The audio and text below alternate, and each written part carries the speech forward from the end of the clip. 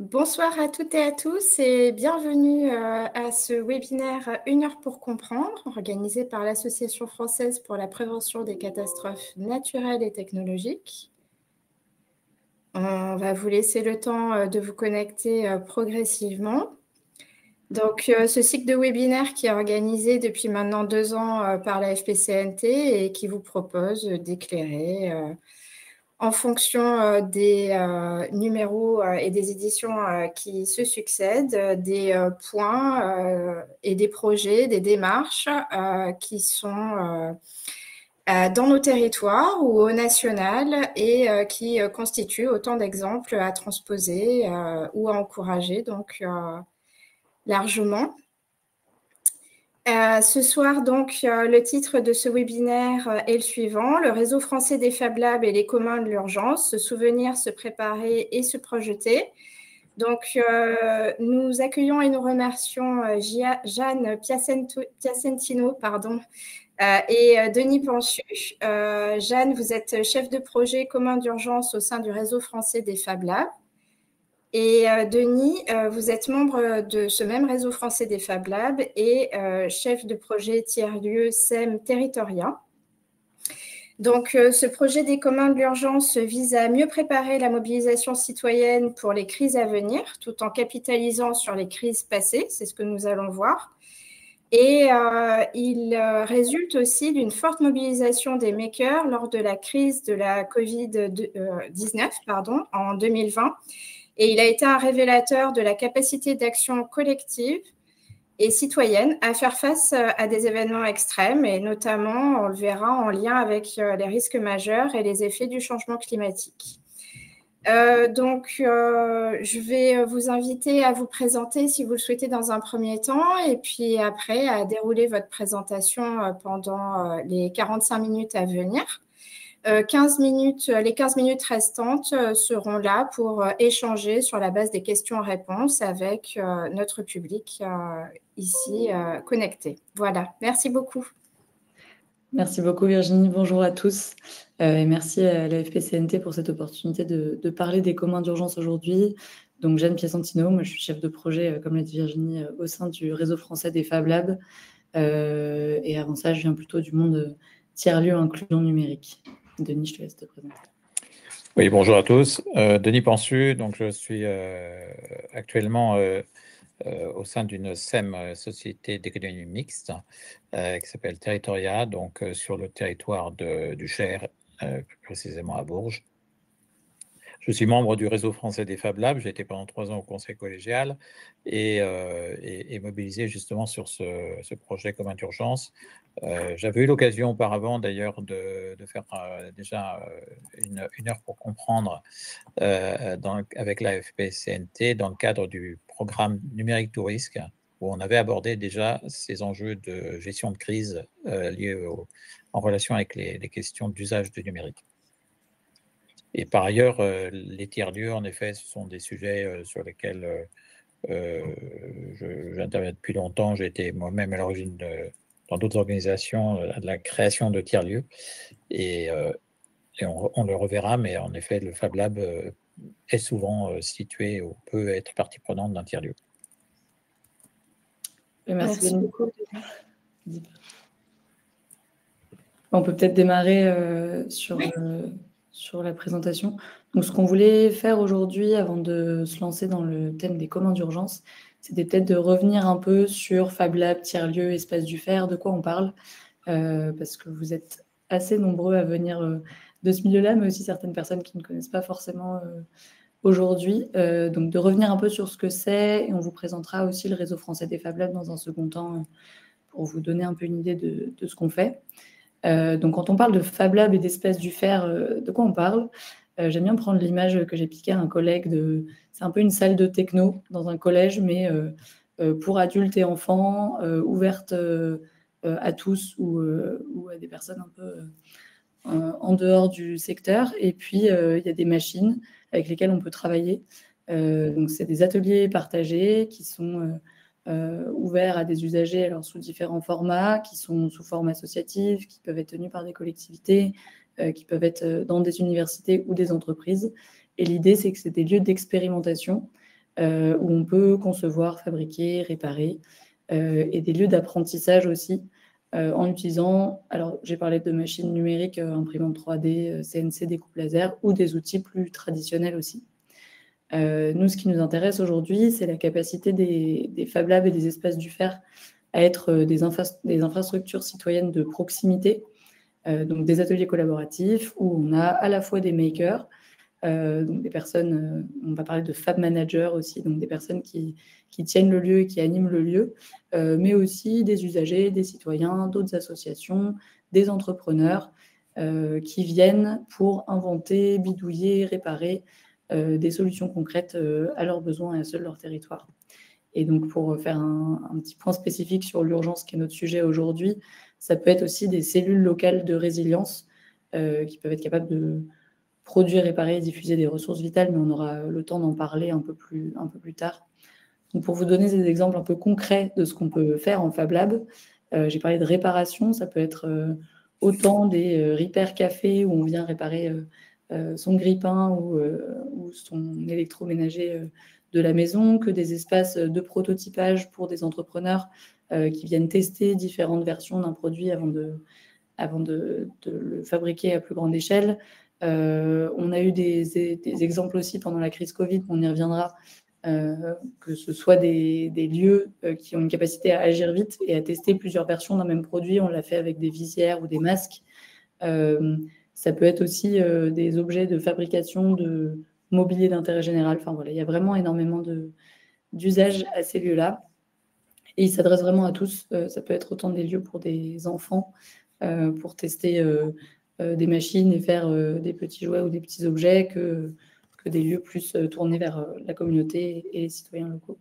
Avec quand même souvent un aspect un peu de réparabilité, de test, de low-tech aussi, on va parler beaucoup de low-tech, de revalorisation de matériaux. Voilà, donc il y a tous ces aspects-là qui rentrent dans la définition d'un Fab Lab. Denis, je te passe la main peut-être sur un tiers-lieu, voir la différence, les implications. Tout à fait.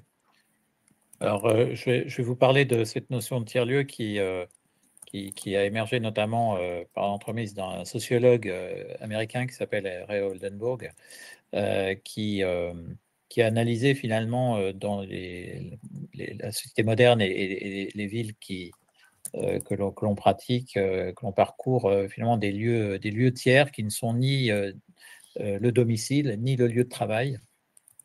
Il a pas mal travaillé d'ailleurs sur le sujet du café, des endroits finalement où se croisent des gens d'univers différents, de conditions sociales différentes. Et par extension, cette notion de tiers-lieu, elle a pris forme plus récemment,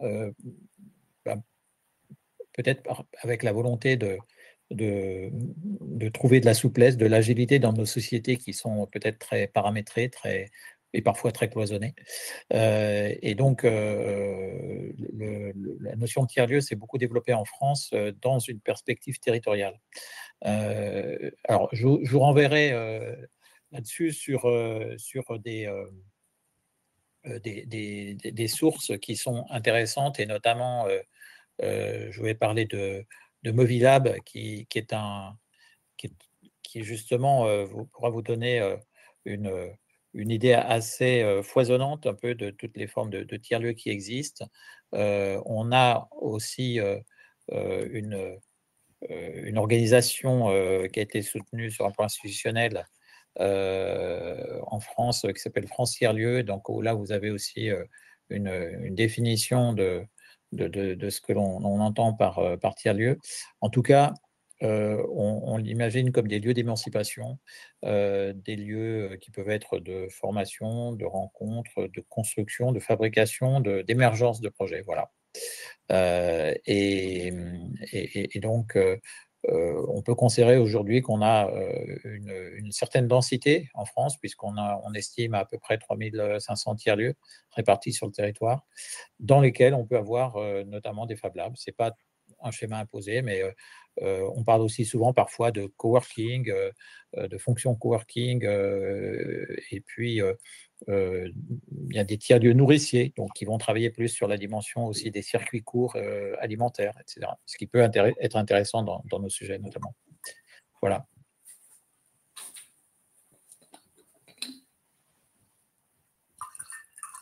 Pardon, désolé, mon micro était coupé.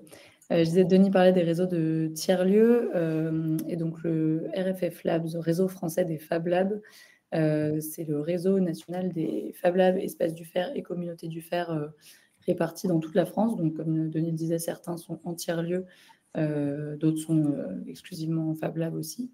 Donc, pour l'instant, c'est une association qui a été créée en 2015. Donc, on a fêté nos 10 ans cette année, là, en octobre, et qui regroupe plus d'une centaine de Fab Labs répartis dans toute la France et dans les territoires ultramarins également. Et c'est des lieux de fabrication, d'apprentissage, de solidarité. Donc, j'ai mis quelques exemples. Ça peut être donc ateliers partagés dont je parlais avant, des makerspaces, des associations de partage d'outils, des manufactures. Il y a des actrices et des acteurs de la médiation numérique aussi là-dedans, des espaces low-tech. Voilà, donc c'est une communauté qui est assez diverse, avec des acteurs publics, associatifs, citoyens, des acteurs universitaires aussi. Et l'idée du réseau des Fab Labs, c'est de réunir tout ce petit monde et de faire réseau autour de la fabrication distribuée, en apportant aussi, en créant une dynamique de réseau et donc en faisant en sorte que les personnes puissent travailler ensemble, en se regroupant sur des projets, en partageant des ressources. Donc on met pas mal de ressources et d'outils à disposition de nos membres. On a un événement annuel dont on vous reparlera qui s'appelle October Make, qui se tient tous les mois d'octobre, et dont le prochain est exactement dans la thématique dont on parle aujourd'hui. Pour vous donner un peu une idée, j'ai remis la cartographie ici de nos adhérents, alors adhérents à jour et anciens adhérents. Donc vous pouvez voir qu'il y a quand même une répartition partout en France. Et on travaille également le réseau avec pas mal de réseaux internationaux aussi, de Fab Lab, donc qui sont dans d'autres coins du monde, en Europe et ailleurs. Donc, Denis, je te repasse la parole.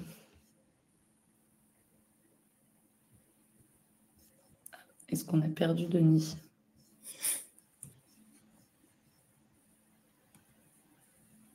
A priori, oui. Ah, donc, son image est bloquée. Il continue d'écrire dans le chat, mais il n'est plus avec nous. Ouais, je pense que c'est sa vidéo, sa bande passante qui doit être insuffisante. Bon, moi, je peux continuer le temps que... Ah, c'est bon. Est-ce que c'est bon là? Oui, c'est bon. Ouais. Ok. Oui, donc dans l'univers des tiers-lieux, et puis au-delà, aujourd'hui, il y a une notion qui se développe fort, c'est la notion des communs. Alors, à distinguer de la notion de bien commun, puisque quand on parle de bien commun, on parle notamment de ressources, de biens inaliénables comme l'air, l'eau et autres finalement caractéristiques naturelles qui sont vitales pour l'humain, l'être humain. Et le monde vivant. Là, on parle en fait, quand on parle de commun, aujourd'hui, il s'agit d'emblée de communautés de personnes, d'usage finalement, de pouvoir user d'une ressource dans une perspective de long terme. Historiquement, la notion de commun, elle était assez courante sous l'Ancien Régime avec ce qu'on appelait les pré-communaux. C'était finalement, c'était ni la propriété du seigneur, ni la propriété d'une autorité, c'était finalement un champ qui était partagé par les habitants pour faire paître leurs bêtes.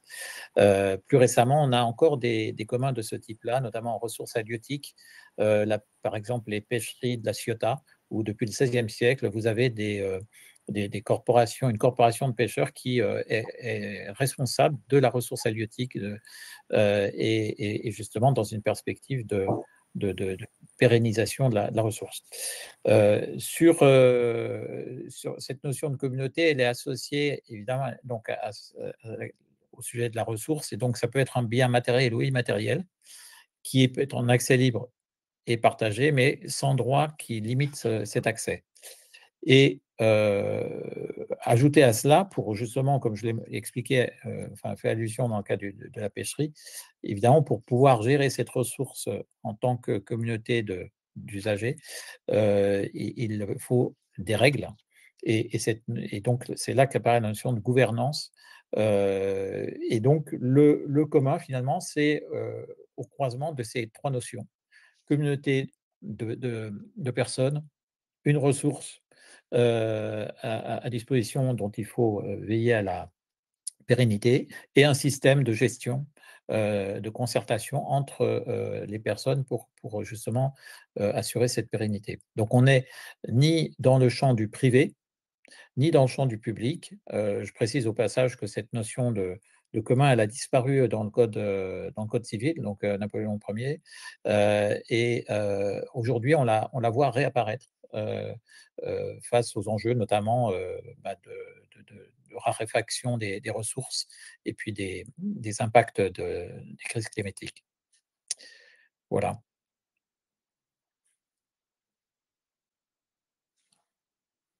On t'entend pas, Jeanne. Ça me fait le coup à chaque fois.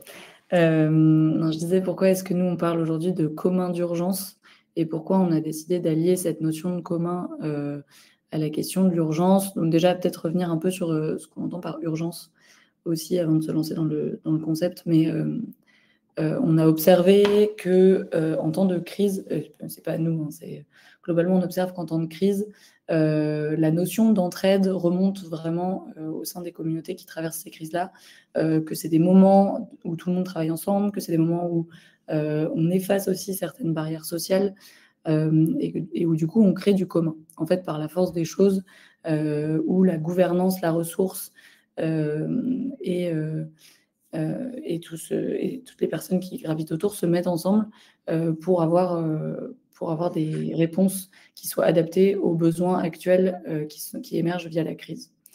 Et donc, le commun étant créé pendant l'urgence, la question qu'on se posait, c'était de savoir comment est-ce que ce commun pouvait vivre aussi au-delà de la situation de crise. Donc, quand on parle de commun d'urgence, on pense ça dans une temporalité plus longue, qui n'est pas seulement une crise se passe, on doit la résoudre, et puis après, chacun rentre chez soi, mais qu'on soit vraiment dans une temporalité de prévention, de préparation de la crise en tant que telle, et puis aussi une temporalité derrière de réparation et de reconstruction à l'issue de la crise.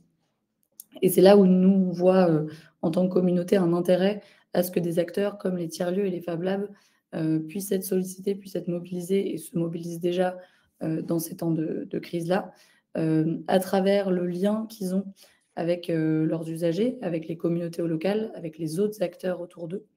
Et donc, on s'est posé la question de se dire, quand il y a des... Alors, qu'est-ce qu'on entend par crise aussi? C'est-à-dire, là, nous, l'idée a émergé aussi au moment de la crise Covid, comme on en parlait avant, mais c'est le cas aussi pour les crises climatiques, les crises géopolitiques en Ukraine, où il y a beaucoup de mobilisation aussi à ce niveau-là, des crises sociales aussi, dans des camps de réfugiés, par exemple, on observe un peu ce même type de dynamique.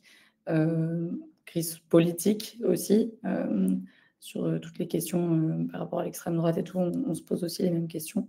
Et donc de savoir comment est-ce que tout ce qui est créé dans ces moments de crise-là, donc les savoirs, les objets, des solidarités et des infrastructures, peuvent continuer à exister, peuvent se créer en amont et peuvent continuer à exister aussi post-crise.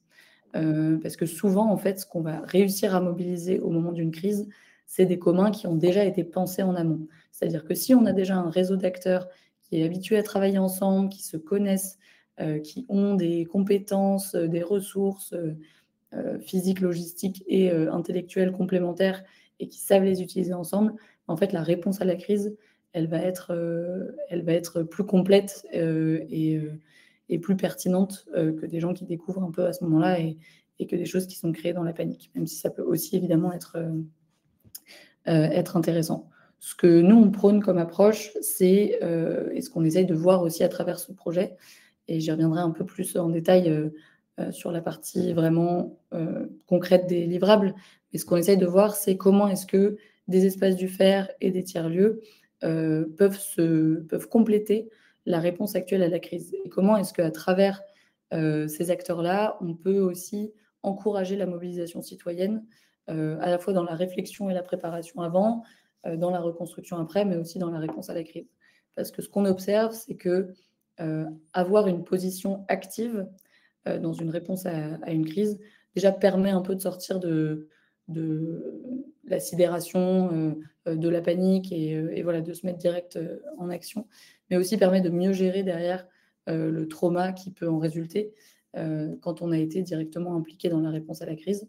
Souvent aussi, il y a une capacité, enfin une notion de temporalité, c'est-à-dire que par exemple, dans des glissements de terrain ou des inondations, on a des routes qui sont coupées, on a des réseaux de communication qui sont coupés, j'y reviendrai après. En fait, la réponse locale, elle va souvent être la première réponse qui va arriver, et ça, on l'observe vraiment en échangeant avec des acteurs de l'urgence qui sont spécialisés là-dedans.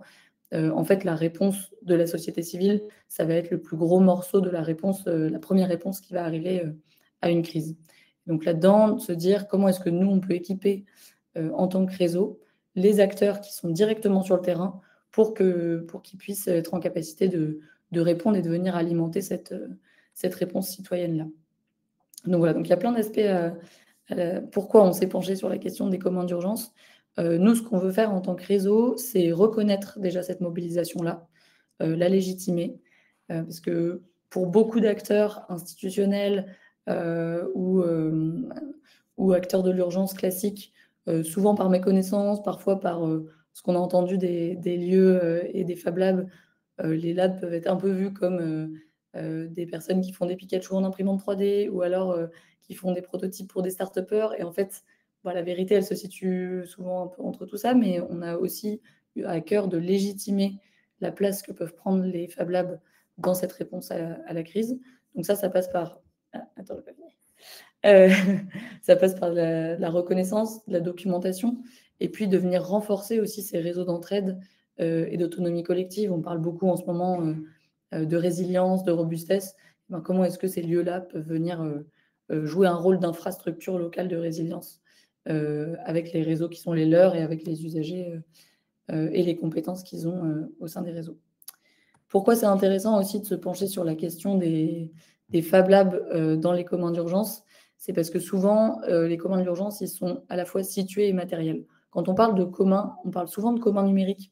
Denis donnait un contre-exemple aussi, mais en fait, on est sur des communs qui sont souvent à échelle très large, partagés par tous, souvent à échelle nationale, internationale et au-delà. Et en fait, les Fab Labs et les espaces du fer permettent de relocaliser, resituer des communs qui sont utilisés plus largement. Donc ça veut dire qu'on va quand même avoir cet aspect de fabrication distribuée, de prototypage, de versionnage de différents objets, de différents concepts ou actions collectives, mais qu'on va en fait réadapter à une situation locale. Et donc on va venir réancrer ces communs dans leur territoire, dans les besoins directement des personnes avec lesquelles on travaille. Et on va venir aussi matérialiser des communs numériques en faisant avec de la matière, en faisant des choses de ses mains. Et donc tout ça, en fait, ça va permettre aussi de réancrer cette notion de commun, d'urgence, un peu hors du numérique, et d'en refaire des objets, des choses matérielles qu'on puisse manipuler sur place. Donc ça, dans les situations de crise, c'est particulièrement adapté aussi, parce qu'on se retrouve souvent dans des situations, donc je parlais de routes coupées, mais où on perd des réseaux Internet, où on perd des réseaux électriques. Et donc cette notion de rendre physique aussi des communs, d'encourager cette culture de la réparation, de la documentation, la culture du risque aussi à travers tout ça, et de faire porter tout ça par la communauté locale, ça permet aussi de se réancrer et de refonctionner aussi au niveau local et de sortir un peu des réseaux sociaux et des serveurs pour recentrer les réseaux au niveau local. Et pour vous donner un exemple du coup de comment nous, en tant que réseau, on a vécu une crise directement à laquelle les Fab Labs ont pris part, on peut vous parler du Covid. Denis, je te laisse en parler un peu plus en détail. Oui, alors la période du confinement a été un révélateur de l'importance et du rôle des Fab Labs dans les territoires, puisque ce sont les endroits où ont été produits en très grande quantité des masques, des visières, on est même allé jusqu'à des respirateurs artificiels. Vous rappellerez peut-être que également l'épisode qu'il y a eu avec les masques de plongée Décathlon, qui ont permis, face à une pénurie critique, de pouvoir continuer à alimenter en oxygène les patients. Et donc, ça a été un phénomène massif, très réparti sur le territoire. Et ce qui a été assez exemplaire, c'est finalement d'identifier des compétences des personnes qui n'étaient absolument pas repérées au préalable, et qui ont joué un rôle finalement déterminant. Donc, ce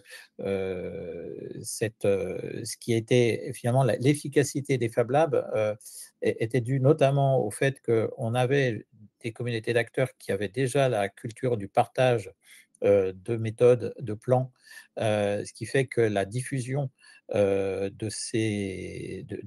plans qui ont permis de fabriquer a été extrêmement rapide. D'autre part, on a pu noter durant cet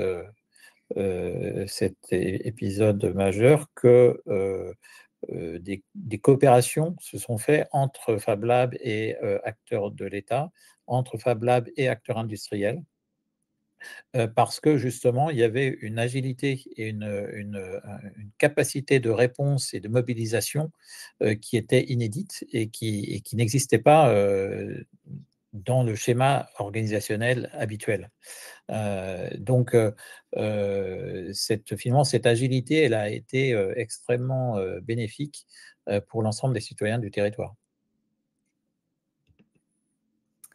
Et après, du coup, donc, en partant de ce constat-là, nous, quand on est sorti de la crise, donc les Fab Labs avaient eu ce rôle-là que vient d'écrire Denis, et s'est posé la question, une fois que l'État et les institutions ont repris un peu la main sur la réponse, à qu'est-ce qu'on fait de toute cette mémoire-là, et comment est-ce qu'on, dans d'autres crises aussi, on peut intervenir.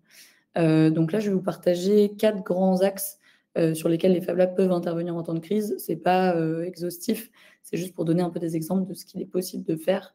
Et ces axes-là, on les a déclinés dans un challenge qu'on fait avec la Fondation Orange, dont je vous parlerai en fin de webinaire. Mais sur les questions d'autonomie énergétique, par exemple, les Fab Labs peuvent apporter une partie de la réponse pour garantir, au moment de la crise, l'accès à une énergie qui soit immédiate, sûre et durable, pour, dans un premier temps, avoir juste pouvoir charger son téléphone, pouvoir faire fonctionner de la lumière, juste les besoins un peu essentiels. Donc là, la photo que vous avez, c'est un vélo qui a été adapté et connecté à une dynamo pour pouvoir recréer de l'électricité et charger des appareils électroniques avec.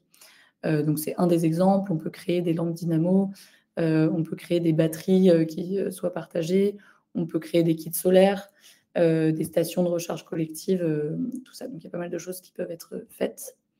Sur le côté accès à l'eau et l'alimentation, donc là, quand les réseaux, les infrastructures classiques tombent, comment est-ce qu'on continue à pouvoir consommer de l'eau qui soit saine, à conserver des aliments, à cuire et à préparer de la nourriture.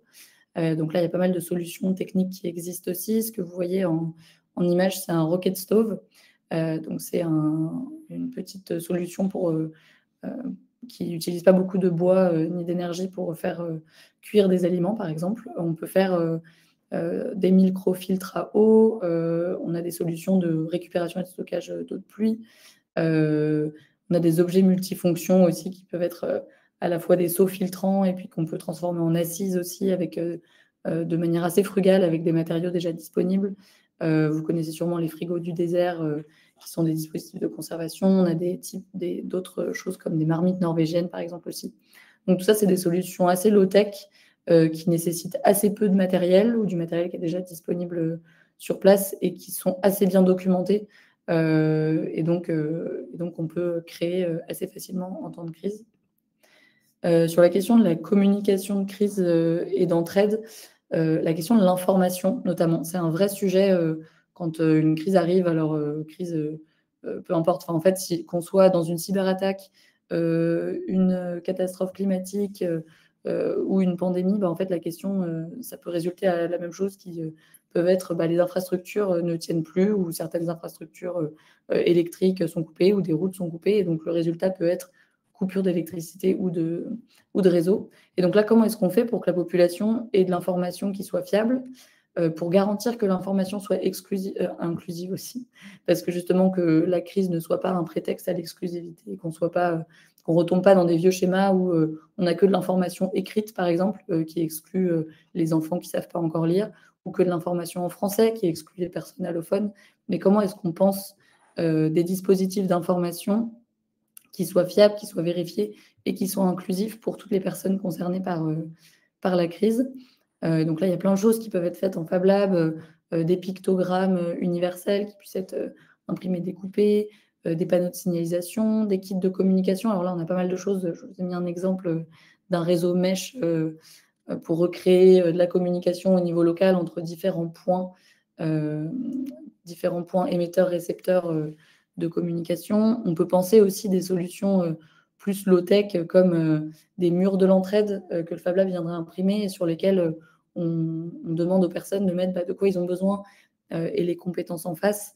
Voilà. Donc tout ça, c'est des choses qui peuvent être faites directement en Fab Lab et qui permettent aussi, en travaillant avec les collectivités locales, par exemple pour les réseaux mesh, on peut imaginer des réseaux qui soient déjà prévus entre l'école, la mairie, le Fab Lab et les pompiers ou les acteurs de l'urgence pour permettre cette diffusion de l'information-là et pour que chacun puisse savoir où aller chercher l'information aussi.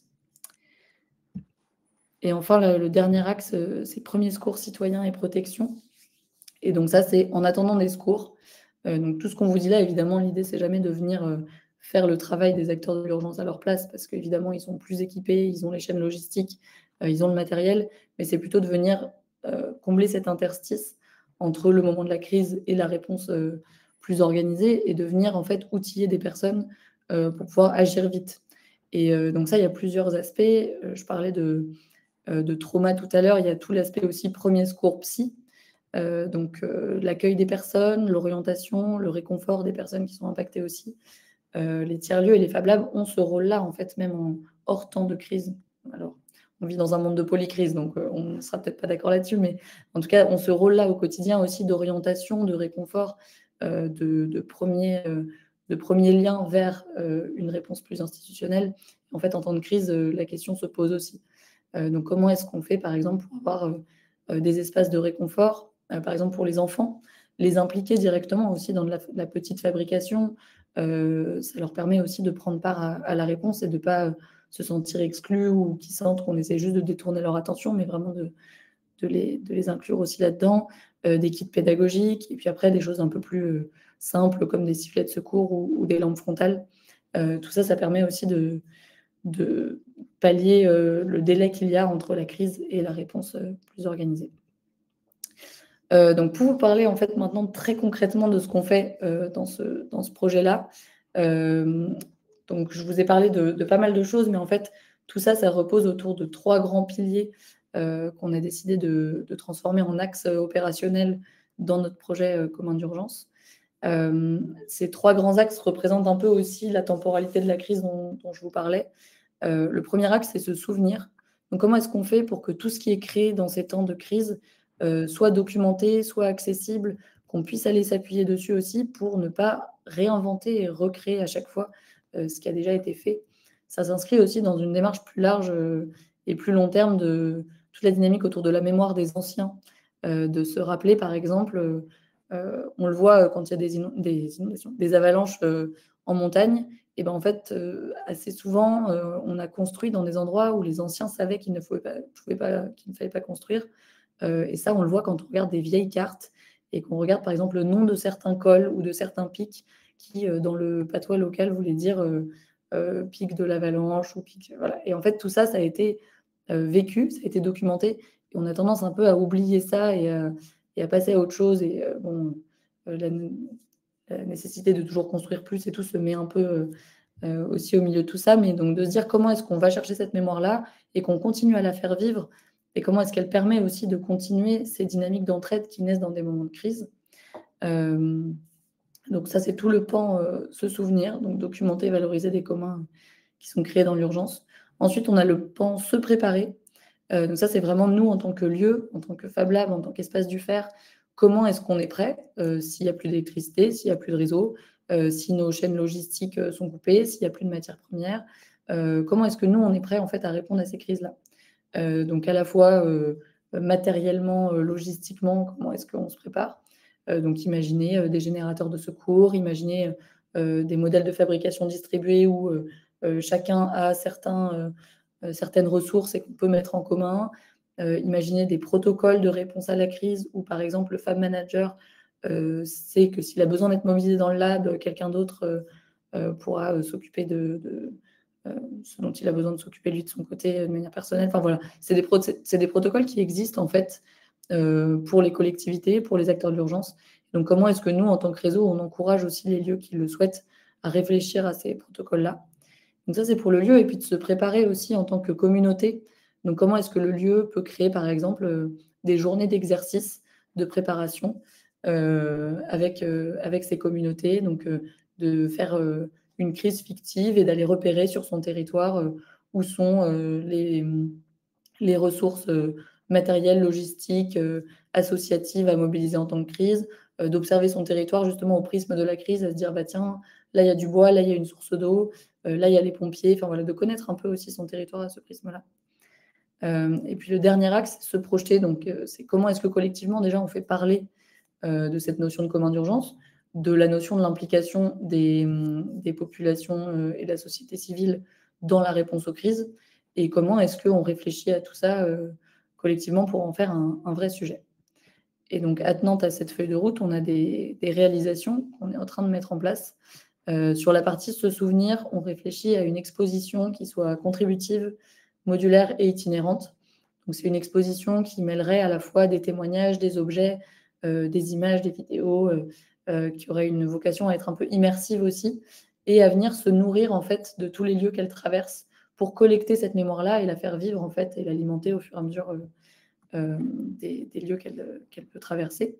Parce qu'aujourd'hui, on se rend compte qu'il y a énormément d'initiatives qui sont prises au moment des catastrophes, mais que souvent, par manque de temps, de financement, de reconnaissance institutionnelle ou autre, c'est assez peu documenté et c'est assez peu partagé et connu.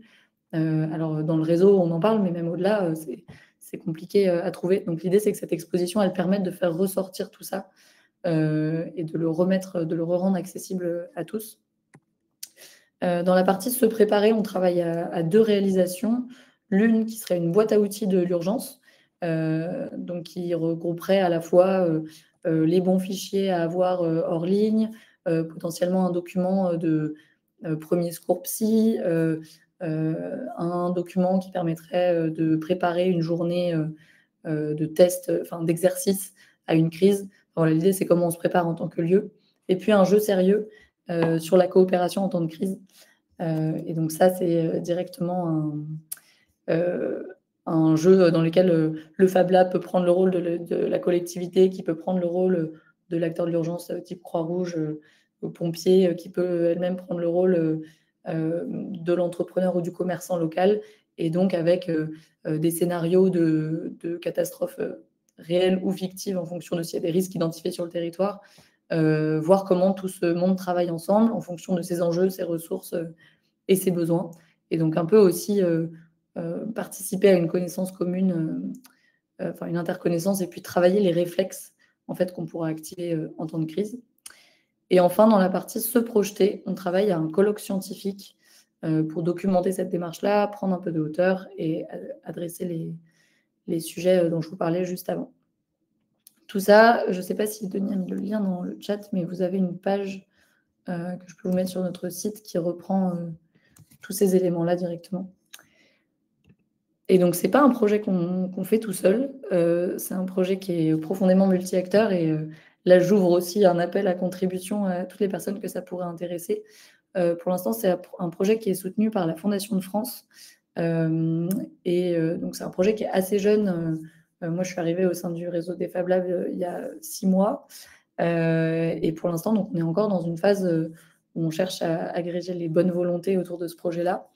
On a lancé, je vous en parlais un peu tout à l'heure, un challenge avec la Fondation Orange pour venir financer et documenter 20 initiatives dans des lieux, dans potentiellement 25 pays dans le monde. C'est ouvert aux lieux de 25 pays dans le monde qui ont déjà été soutenus par la Fondation Orange pour travailler avec des jeunes en insertion sur la conception d'objets, de prototypes et de la documentation autour des 4 grandes thématiques que je vous ai présentées avant. Donc ça, c'est un des partenariats qu'on a. On travaille avec la Croix-Rouge aussi pour savoir quels sont les besoins des acteurs de l'urgence plus classiques en temps de crise et où est-ce que les Fab Labs pourraient répondre à ces besoins-là. On a déjà identifié certains besoins, par exemple le fait de fabriquer sur place ou d'adapter du matériel déjà existant. Ce n'est pas forcément des capacités qu'ils ont partout, et donc on réfléchit à comment est-ce qu'on peut travailler ensemble avec des acteurs de l'urgence. Puis on travaille évidemment avec des réseaux de tiers-lieux, avec la FPCNT aujourd'hui. Et on a une actualité aussi, on vous parlait d'October Make au début de ce webinaire, et Denis a mis le lien dans le chat, je crois, mais l'édition 2026 qui se tiendra à Rennes sera autour justement des communs d'urgence. Et donc ce sera l'occasion d'aller présenter déjà certaines des réalisations qui auront vu le jour d'ici là, de tester par exemple le jeu sérieux, d'avoir certains modules de l'exposition et de pouvoir parler un peu plus aussi de tous ces sujets. Et puis on est ouvert évidemment, alors si vous voulez vous impliquer dans ce projet, si vous avez déjà des projets qui sont en lien, évidemment ce sera avec plaisir pour en échanger. Et puis nous, on est toujours à la recherche de personnes aussi pour venir apporter leur savoir-faire et leur expertise sur chacun des 4 livrables que je vous ai présentés. Et sur d'autres aussi, on réfléchit aussi à faire un hackathon par exemple. Donc voilà, on prend toutes les bonnes énergies autour de ça. Et il est 42. Merci. Merci beaucoup à vous deux. C'était très complet et ça, je pense, a eu le mérite de présenter les tiers-lieux qui ne sont pas forcément connus ou pratiqués par tout le monde, alors qu'ils sont ouverts à tout le monde dans le principe et présents sur l'ensemble du territoire. Sur votre projet, c'est vrai qu'on voit qu'il y a quand même eu une grosse réflexion en amont, que tout est bien structuré. Et que ce sont aussi des lieux qui permettent de rompre l'isolement ou de faire ensemble aussi au niveau des territoires et à partir de la diversité de ces composantes, tout en étant clairement adaptés et donc pour retranscrire avec une réponse spécifique en fonction de leur localisation. Moi, je me posais une question peut-être en amont et puis on a pas mal d'autres questions dans le chat. Vous indiquiez qu'il y a une centaine de Fab Labs, a priori, grosso modo, au niveau du territoire national. Par rapport à ce projet commun de l'urgence, dans quelle mesure est-ce qu'elles y adhèrent? Est-ce que les membres, les participants sont formés aussi pour pouvoir prendre part peut-être activement à cette démarche et à ce projet? Oui, alors une centaine, ça c'est les lieux qui sont adhérents à jour, mais on a un peu plus de 200 lieux qui sont soit anciens adhérents, soit adhérents actuels, et il y en a encore plus sur tout le territoire.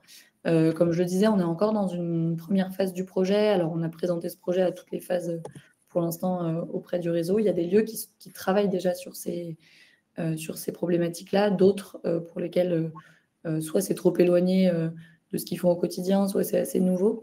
Donc notre enjeu aussi, c'est pas que tout le monde que tous les Fab Labs soient en capacité de répondre à toutes les crises. C'est plutôt que pour ceux qui se sentent concernés et qui ont envie de travailler là-dessus, nous, on mette à disposition assez de ressources pour qu'ils puissent se préparer. Donc on a des lieux, par exemple, qui sont impliqués sur certains livrables. On a des lieux avec lesquels on travaille sur la conception du jeu sérieux, par exemple. Des labs qui sont plutôt sur la partie exposition et qui vont chercher, qui ont par exemple été très actifs pendant le Covid et qui sont capables de remonter des processus de collaboration, des témoignages, tout ça. On a des lieux aussi qui sont plus impliqués sur la partie boîte à outils et donc qui vont participer au challenge. Donc en fait, je dirais qu'au sein du réseau, la réponse à ce projet-là, elle est aussi hétérogène que les types de lieux qui sont dedans. Il y a des lieux qui seront concernés potentiellement, mais qui ne se sentent pas encore concernés aujourd'hui, et d'autres pour lesquels c'est vraiment un sujet. Nous, vraiment, notre rôle en tant que réseau, c'est d'être là si besoin et de mettre à disposition et de rendre accessibles ces ressources-là pour les lieux qui se mobilisent. Et d'en faire un sujet aussi auprès des lieux. Après, on est sur beaucoup de lieux associatifs. Comme on le sait, en ce moment, c'est un peu compliqué aussi pour les réseaux associatifs. Donc, l'idée, c'est aussi que les communs d'urgence viennent apporter peut-être d'autres sources de financement ou d'autres sources d'activité aussi pour les lieux et de recréer ce lien justement entre institutions, entreprises et acteurs de l'urgence et les lieux pour densifier aussi ce réseau partenarial-là auprès de nos lieux. Il y a peut-être aussi un lien avec la conscientisation, l'acculturation par rapport à ce sentiment en fait d'être concerné par les risques environnement, mais qui nous affectent de plus en plus avec les effets du changement climatique, son degré de vulnérabilité qu'on peut avoir en fonction des territoires. Denis, tu veux... Tout à fait, oui. Et moi, je voudrais rajouter quand même un élément, c'est-à-dire que là, on parle de crise, c'est-à-dire de situations ponctuelles et imprévues auxquelles il faut faire face. Mais il y a un autre phénomène qui ne peut que renforcer la logique de Fab Lab, c'est la raréfaction des ressources. On est dans une société extractiviste qui encore fonctionne selon l'illusion que notre Terre est infinie en matière de ressources. Et quand vous discutez avec le BRGM, donc le Bureau de recherche géologique et minière, qui est un des pôles d'expertise mondiale en France sur le sujet, on est en fait aux prémices en effet finalement de pénurie de matière. Je rappelle que le cuivre, par exemple, on est en deçà de 30 ans de stock. Donc, la question de la réparation et le fait de pouvoir s'adapter à une raréfaction des ressources, elle va être extrêmement prégnante dans les années à venir et elle va arriver beaucoup plus vite qu'on ne le pense. Là-dessus, vous rajoutez en effet des phénomènes critiques climatiques qui sont destructeurs. Et vous voyez bien que aujourd'hui, l'organisation d'une société telle qu'elle a été conçue dans une perspective de consommation sans fin n'est plus adaptée. Ce qui va nous amener effectivement à nous pencher de façon beaucoup plus attentive sur la capacité locale de pouvoir répondre aux situations avec les moyens dont on dispose à proximité. Oui, tout à fait. Alors, ça vient en écho par rapport à une question qui a été posée, à savoir comment sensibiliser tous les producteurs de communs de l'urgence à cette problématique, tout en sachant qu'on a aussi cette posture, quelque part, à se reposer un peu sur les gestionnaires de crise. Donc, les sensibiliser, ça permet aussi de les incapaciter pour produire, pour faire corps ensemble en temps de crise avec ce qui est disponible. Oui, bah là-dessus, en fait, complètement. Pardon, vas-y. Vas-y.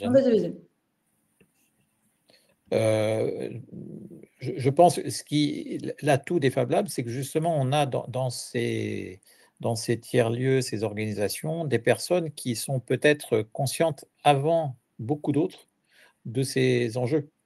Et que le fait, justement, de pouvoir s'adapter, de pouvoir fabriquer, réparer, c'est déjà finalement une posture qui est alignée par rapport aux enjeux auxquels on va être confronté.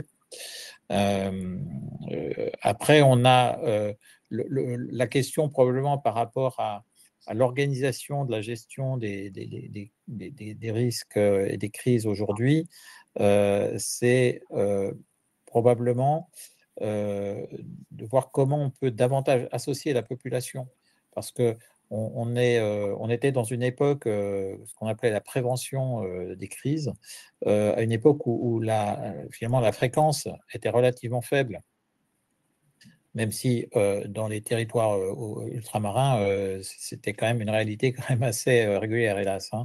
Mais en tout cas, on avait une technostructure finalement qui pouvait répondre. Aujourd'hui, avec l'accroissement des phénomènes critiques, ça ne suffira pas. Et donc, c'est là qu'effectivement, la prise de conscience concrète des populations, des citoyens est intéressante, et que le Fab Lab apporte une réponse, parce que c'est un endroit où justement on peut apprendre à réparer, on peut très concrètement finalement trouver des réponses dans des situations critiques. Et dans ce cadre-là, on demande aussi dans le public si vous pouvez parler peut-être un peu plus davantage des partenariats avec l'État ou d'autres entreprises, des partenariats spontanés ou dans un cadre plus structuré qui auraient eu lieu, qui auraient été établis pendant des crises. Est-ce que ça comprenait aussi un soutien financier ou pas? Alors, il y a eu des cas de figure très variés. Alors ça sera notamment l'objet du colloque dont il a été mentionné, de pouvoir avoir un travail scientifique sur justement ce qui s'est passé, et au-delà des témoignages. Ce qui est significatif, c'est qu'on a pu constater des circuits courts extrêmement efficaces qui souvent reposaient sur une relation de confiance entre des individus. Je pense notamment sur les questions de santé entre finalement des hauts fonctionnaires au ministère de la Santé et puis un maker ou le responsable d'un Fab Lab qui se trouvait être en contact auparavant. Et donc cette relation a permis d'accélérer et de pouvoir répondre très vite. On a eu d'autres cas où on avait finalement des circuits de décision qui ont été accélérés parce que il y avait toute la hiérarchie fonctionnant habituellement n'était pas opérante. Et donc le paradoxe, c'est qu'on a pu avoir comme ça des réactivités vraiment beaucoup plus importantes. Dans d'autres situations, on a eu parfois du délai lié à la question des normes et le fait que là, pour le coup, le système, en effet, de normalisation d'un équipement, dans ce cas-là, n'était pas opérant. On confère les respirateurs artificiels, où on a comme ça adapté avec des produits du commerce qui, évidemment, n'étaient pas du tout prévus pour être présents dans des environnements hospitaliers protégés. L'urgence et le phénomène massif, finalement, a obligé de bypasser ces réglementations habituelles, quoi. Donc, en fait, je pense qu'il y a eu des situations très, très hétérogènes selon les territoires, selon les institutions. Concernant les industriels, les relations avec les industriels, il y a eu des dialogues aussi qui ont été fructueux, mais dans certains cas, c'était compliqué parce que, évidemment, il y avait toujours, il pouvait y avoir une vision plus, on va dire, plus économique de la situation, et donc ça pouvait, dans certains cas, freiner effectivement la mise en œuvre d'une solution. Mais on peut quand même considérer que globalement, finalement, que ce soit acteurs étatiques, acteurs associatifs et acteurs industriels, il y a eu quand même beaucoup de coopération. Et pour rebondir là-dessus et revenir aussi à la question d'avant sur à la fois le rôle de l'État et puis comment on peut se mobiliser, il y a un enjeu aussi à ce que, alors c'est très français de complètement séparer société civile, acteurs de l'urgence. Il y a plein d'autres pays où il y a beaucoup plus de liens entre ces acteurs-là. Et donc il y a un enjeu à ce que l'État, les collectivités aussi mettent en place des protocoles d'implication de la société civile. Alors pas en déléguant, mais en reconnaissant ce qui est déjà fait, ce qui existe déjà. Et donc en soutenant financièrement, en reconnaissant ce qui a déjà été fait, et puis en faisant confiance aussi aux communautés locales pour savoir ce dont elles ont besoin. Alors ça ne veut pas dire qu'elles prennent tout le rôle et qu'elles savent forcément ce dont elles ont besoin à tout moment, mais en tout cas un peu plus opérer un balancier entre la prise en compte de ces besoins-là ou la réponse institutionnelle à 100%, quoi. Et donc d'avoir... je pense que c'est pas que faire de la sensibilisation auprès des populations, mais c'est aussi faire de la sensibilisation auprès des acteurs publics sur la place de la société civile. comme le disait Denis, on a tellement une diversité de crises et une fréquence de crise qui augmente que, en fait, on est obligé de s'appuyer sur la connaissance locale aussi pour y répondre. Oui, complètement. On capitalise déjà beaucoup des précédentes crises, des événements voilà, très importants qui ont eu lieu récemment en France, et aussi à partir de ces expériences, de cette intégration quelque part de mobilisation citoyenne en temps de crise, comme on peut avoir des exemples, ne serait-ce qu'au Canada, et qui sont, je pense, à l'heure actuelle, pris en compte par nos gestionnaires de crise et différents ministères. Maintenant, c'est vrai que ça reste aussi à structurer suffisamment, notamment pour éviter que la société civile se mette en danger en cas de crise, et que chacun agisse de manière coordonnée, tous ensemble, dans le même sens, pour ne pas rajouter aussi peut-être un peu de désordre, parce qu'on sait que pendant ces moments-là, eh bien, l'action doit être bien structurée aussi pour qu'on puisse parvenir à porter secours et à répondre à l'ensemble des attentes tout en se relevant. Voilà. On a une question concernant le low-tech et sa considération par nos décideurs et éventuels financeurs. Est-ce que ça rentre en ligne de compte? Quel est votre retour par rapport à tout ça? Aujourd'hui, on est encore dans un schéma économique positionné sur la croissance. Donc, évidemment que dans ce cas, le low-tech est contradictoire. Mais tout concourt à ce qu'on y vienne. Déjà, aujourd'hui, sur un plan de la paupérisation des populations, aujourd'hui, on a quand même plusieurs dizaines on a près de 13 millions ou 15 millions de personnes qui sont en dessous du seuil de pauvreté, hein. On a plusieurs millions de personnes qui subissent le mal logement. Il semble que ça ne soit pas en voie d'amélioration. Donc, je dirais que nécessité fait loi. Hein, on viendra au low-tech qu'on le veuille ou pas, parce qu'on n'aura pas le choix. Et donc, surtout sur la question des matières premières, hein, qui vont se raréfier. Donc, Oui. aujourd'hui, clairement, c'est pas dans les feuilles de route, c'est considéré peut-être avec...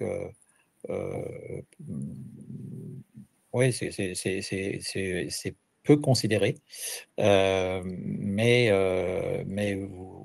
je pense que dans 10 ans qui viennent, le paradigme va changer très rapidement. Oui, il y a peut-être une amorce aussi qui se fait avec les acteurs de l'économie sociale et solidaire, et donc des liens à privilégier en ce sens, à travailler avec des recycleries, à travailler voilà, à partir de toutes ces structures qui sont existantes dans nos territoires et qui sont déjà convaincus de ça. Alors, exactement. Oui, on a des circuits économiques. On a des circuits économiques qui sont potentiellement mobilisables et déjà existants. On peut peut-être prendre une dernière question. Comment faire pour que les mobilisations citoyennes observées pendant les crises ne s'éteignent pas une fois l'urgence passée, mais deviennent une culture partagée et durable? C'est un peu la question de les transformer en commun, en fait. Et c'est pour ça que des projets comme Commun d'urgence existent. C'est-à-dire qu'en fait, ces mobilisations-là, on le sait, hein, la crise, évidemment, ça redirige toute l'énergie sur la gestion. Et après, c'était le fameux monde d'après dont on n'arrêtait pas de parler pendant qu'on était en Covid et dont on n'a jamais vu la couleur. En fait, l'enjeu, là, c'est de le transformer en commun. Donc, c'est-à-dire à la fois documenter les savoir-faire, donc ce qu'on a créé, des plans, des tutoriels, les protocoles de collaboration, documenter comment ça s'est fait aussi, pour que rapidement on puisse les réactiver. C'est créer aussi ces espaces de mémoire, comme là on parlait d'une exposition, mais d'avoir des archives, d'avoir voilà, que toutes ces documentations de la mémoire, elles soient aussi activables pour valoriser les acteurs de la mobilisation et puis pour se rappeler aussi, créer des espaces de commémoration, par exemple, créer des journées comme on a sur sur les guerres ou des choses comme ça, mais créer des journées de commémoration autour de ces événements-là. C'est le cas de plus en plus sur les catastrophes naturelles, sur les inondations, sur le littoral, par exemple. Il y a de plus en plus de journées de commémoration qui sont mises en place. Ça, c'est vraiment des temps où on se rappelle justement de cette mobilisation-là. Mais ça va aussi avec toute la partie préparation, donc avoir des programmes de formation, par exemple, pour entretenir la culture de l'action citoyenne. Alors, on parlait d'entretenir la culture de la réparation, faire vivre un peu cette culture-là de la collaboration. Et puis aussi pérenniser les collaborations qui ont émergé entre acteurs publics et acteurs de la société civile pour ne pas en faire qu'un one-shot et un soutien au mieux financier et moral, au pire, juste symbolique. Symbolique, mais d'en faire vraiment des collaborations au long cours pour réfléchir ensemble à ces réponses-là et pour maintenir justement cet effort collectif et d'en faire vraiment des occasions d'apprentissage aussi et pas seulement être dans l'urgence constante parce que l'urgence psychologiquement aussi, ça crée un peu une excitation, tout ça. Et en fait, quand ça s'en va, en fait, on a tendance à abandonner. Mais là, vraiment documenter et nourrir ces partenariats-là au long cours. Et ça s'est fait d'ailleurs. On a aujourd'hui des labs qui travaillent avec des professionnels de santé sur des réponses adaptées à certains de leurs patients, des collaborations qui ne seraient jamais nées hors crise et là qui se pérennisent vraiment. Et complémentairement à ce qu'a dit Jeanne, c'est justement d'où la raison d'être et le bien fondé de tiers-lieux dans lesquels justement on peut se rendre en situation de crise ou pas, et que ce sont des endroits justement où il y aura toujours une personne qui sera en capacité d'apporter une réponse ou un lien, un contact, une solution. Et cette densité, justement, je trouve, elle est à cultiver et à pérenniser, cette densité de tiers-lieux, de façon à ce qu'il y ait toujours cette proximité pour tout citoyen sur le territoire. Écoutez, je vous remercie beaucoup. Je pense qu'il est l'heure de conclure. Je ne sais pas si vous souhaitez encore avoir la parole pour indiquer peut-être quelque chose. Juste contactez-nous si vous souhaitez contribuer au projet. Je ne sais pas si vous avez nos adresses mail, je vous mets la mienne. On va vous laisser l'intégralité des contacts et puis la présentation aussi qui a été projetée ce soir. L'ensemble des ressources seront disponibles sur le site web de la FPCNT. Et puis, cette présentation sera aussi sur notre chaîne YouTube. Moi, ce que je voulais vous dire aussi, c'est que la mobilisation citoyenne, la mobilisation de nos associations et de l'ensemble des parties prenantes sur nos territoires, elles peuvent faire l'objet d'une labellisation dans le cadre des Journées nationales de la résilience. On a chaque année un appel à projet qui est publié par notre gouvernement. C'est dans le cadre de l'objectif gouvernemental Tous résilients face au risque. Et donc, on peut aussi être identifié en tant que porteur de projet, être soutenu par l'État aussi pour réaliser toutes ces actions de sensibilisation qui peuvent aussi avoir lieu, et je suis sûre qu'il y en a certaines qui ont lieu dans des tiers-lieux, donc pourquoi pas aussi dans des Fab Labs sur ce projet des communs de l'urgence, puisqu'il permettrait de constituer son kit d'urgence d'autonomie, par exemple, ou bien d'avoir des vecteurs, des moyens à mobiliser en cas de crise ou dans le cadre du relèvement aussi. Je tenais à vous remercier beaucoup, Denis et puis Jeanne, à tous les deux pour votre présence. Et puis, nous, on se donne rendez-vous au mois de décembre, le jeudi 11 décembre pour la prochaine édition de 1 heure pour comprendre, où là, on abordera la question des bibliothèques de France face au risque de catastrophe. On est bien loin des tiers-lieux, pardon. C'est aussi… on travaille ensemble. On a des tiers-lieux dans les bibliothèques et parfois les médiathèques sont des tiers-lieux. Voilà, bon, bien là, on sera avec la BNF, la Bibliothèque nationale de France, et puis la responsable au ministère de la Culture, qui est en charge donc, de la réalisation des plans de sauvegarde des biens culturels et de leur diffusion au niveau, leur structuration au niveau national. Donc, je vous donne rendez-vous le mois prochain. Et puis encore un grand merci, et puis une bonne route donc à ce projet des communs de l'urgence au sein du réseau français des Fab Labs. Merci. Et merci beaucoup, hein, merci pour l'invitation aussi. Merci à tous. Je vous en prie. Au revoir. Et merci au public. Au revoir.